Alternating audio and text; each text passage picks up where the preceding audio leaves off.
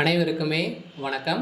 சற்று முன் கிடைத்திருக்கக்கூடிய ஒரு மிக ஒரு முக்கியமான செய்தி ஒன்று வெளியாகி உள்ளது. சற்று முன் அமைச்சர் பொன்முடிக்கு நீதிமன்றம் இறுதி தீர்ப்பு, 7 ஆண்டு சிறை தண்டனை. இது மாதிரி பார்த்தீங்கன்னா செய்திகள் வெளியாகிருக்கு. இப்போ அமைச்சர் பொன்முடி அவர்கள் பார்த்தீங்கன்னா ஏற்கனவே நிறைய விவகாரத்தின் அடிப்படையில் பார்த்தீங்கன்னா சிக்கியிருக்காங்க இல்லையா. ஸோ செந்தில் பாலாஜி அவர்களும் பொன்முடி அவர்களும் பார்த்தீங்கன்னா முக்கிய புள்ளியாக வழக்கில் பார்த்தீங்கன்னா அவருடைய இருவருமே கைது செய்யப்படுறதுக்கான அனைத்து ஏற்பாடுகளுமே நடந்திருக்கு. இதன் அடிப்படையில் தமிழக அமைச்சரவையில் மாற்றம் ஏற்படுமா அப்படின்னு தான் எல்லாருடைய பெரிய கேள்வியாக இருந்திருந்தாலுமே அமைச்சர் பொன்முடி அவர்களும் பார்த்தீங்கன்னா அதிரடியாக கைது செய்யப்பட்டிருக்காங்க.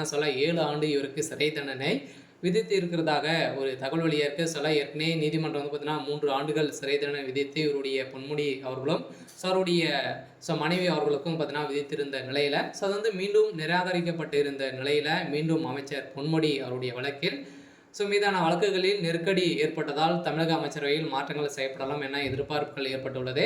தமிழக சட்டப்பேரவை தேர்தலுக்கு இன்னும் 10 மாதங்கள் உள்ள நிலையில் கட்சிக்கான திமுக உட்பட அனைத்து கட்சிகளும் தேர்தலுக்கு தயாராகி வருகின்ற நிலையில் இந்த சூழலில் திமுகவின் அமைச்சர்கள் சந்திக்கும் சட்ட ரீதியான பிரச்சனைகள் அமைச்சரவை மாற்றத்துக்கான சூழலை ஏற்படுத்திருக்கு. இதன் அடிப்படையில் தான் இப்போ வருகின்ற சட்டமன்ற தேர்தலுக்கு பார்த்தீங்கன்னா அமைச்சர் பொன்முடி அவர்கள் போட்டியிட மாட்டார் அப்படின்ற மாதிரி பகிரமான ஒரு தகவலும் வெளியே இருக்குது.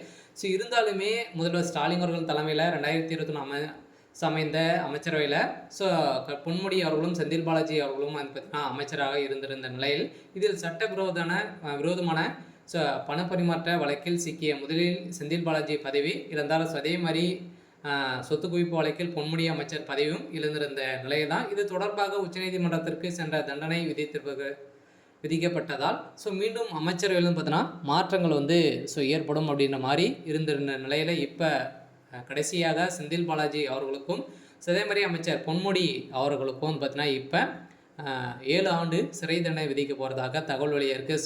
பார்த்தீங்கன்னா பொன்முடியுடைய கதை முடிய போகுது. அவருடைய மகன் அவருடைய மனைவி பார்த்தீங்கன்னா கைது செய்யப்படுறதுக்கான அனைத்து ஏற்பாடுகளுமே நடந்திருக்கு.